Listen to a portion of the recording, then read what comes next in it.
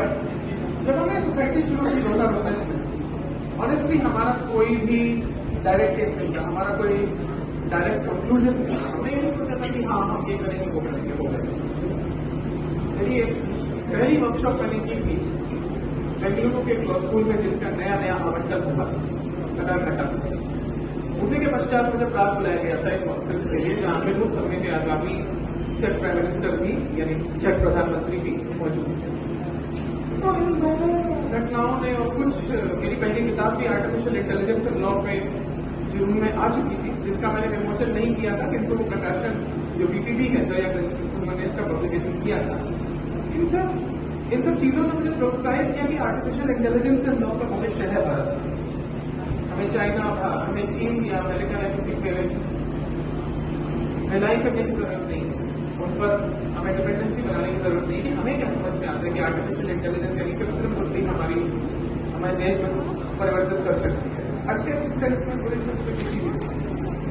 उस सेंस में आईसीएल की स्थापना हुई थी, और क्योंकि काव्यात्मक अभिव्यक्ति में काफी लेयर्स होती है, ये आपको इनकी किताब की कविताओं में भी प्रतिबिंबित होगा। मैंने कविता जो लिखी है मैंने एक गुड़ विषय पर लिखी है, किंतु मैंने थोड़ा सा उसको रुचिकर बनाने का प्रयास किया। एक छोटा सा कंटेक्स्ट है, जैसे वेद विज्ञान की बात हुई और मैंने कहा कि मैं तकनीकी की बात करूंगा, तो मैं किस चीज की बात करना चाहता हूं। अभी रिसेंटली एक मॉडल आया जिसका नाम था GPT-5। कंपनी का नाम लेने की आवश्यकता नहीं है, सब जानते हैं किसकी है। वो मॉडल प्रेडिक्शन पे बेस्ड है, यानी वो प्रेडिक्शन मशीन है।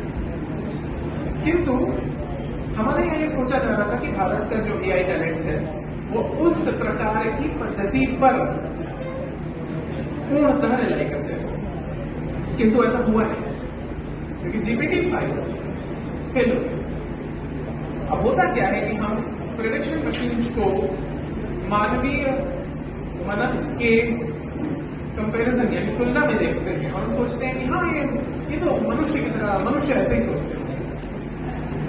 अभी भी इस पर शोध जारी है, किंतु इसका कोई पूर्णतः प्रमाण नहीं मिला। किंतु एक नई विधा AI की आई है, जिसका मुझे लगता है कि भारत को लाभ उठाना चाहिए, हमारे IITs को लाभ उठाना चाहिए, which is basically what I call as न्यूरोसिम्बोलिक।